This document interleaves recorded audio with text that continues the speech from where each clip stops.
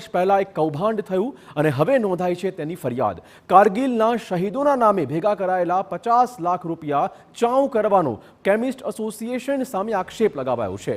પાટણ, મહેસાણા અને બનાસકાંઠા જિલ્લાના medical store સંચાલકોએ ગુજરાત કેમિસ્ટ એસોસિએશનના નામથી ફાળો ઉઘરાવ્યો હતો.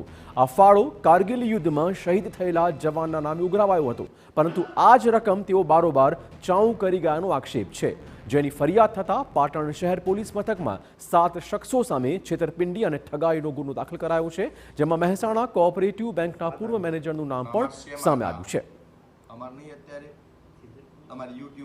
હવે એ જે ફંડ છે એ કલેક્ટર શ્રી મારફતે રાષ્ટ્રપતિને મોકલવાનું હતું, આપણા દેશના મહામહિમ રાષ્ટ્રપતિને. પણ આ જે કેમિસ્ટ એસોસિએશન છે એમને એક પણ રૂપિયો મોકલેલો નહીં અને મહેસાણા કોઓપરેટિવ બેંકમાં એક ખાતું ખોલાવેલું, એને એસોસિએશનના ઓડિટ રિપોર્ટમાં અને ચોપડામાં પણ દર્શાવેલું નથી. એ ખાતું છુપાવવામાં આવેલું અને આ બધી જ રકમ છે એ એસોસિએશનના હોદ્દેદારો બારોબાર ચાઉ કરી ગયા.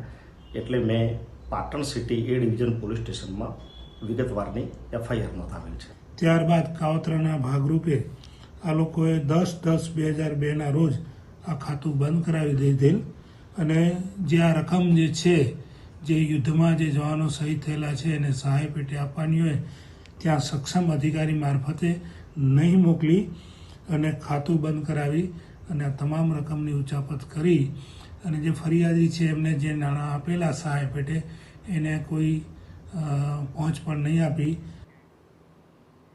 ગુજરાત રાજ્ય